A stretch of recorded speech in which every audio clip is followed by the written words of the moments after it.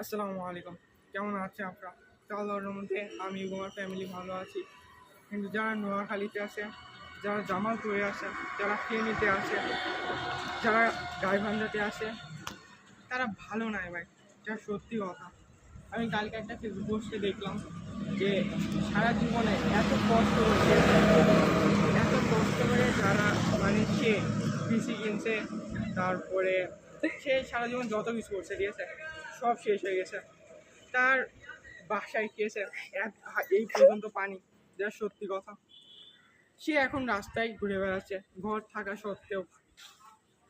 আপনি সেই জায়গায় রেখে দেখেন আপনাকে, যে আপনার কেমন লাগবে, তাহলে আপনি বুঝতে পারবেন। তারপরে যারা বন্যায় আছে, ঠিক আছে, তারা টিনের চালে আছে, কেউ কেউ কেউ কেউ গাছে আছে, খাওয়ার পাচ্ছে না, পানি পাচ্ছে না, কিচ্ছু পাচ্ছে না। তো আমরা ছোটো মানুষ, আমি ক্লাস 8-এ পড়ি, আমরা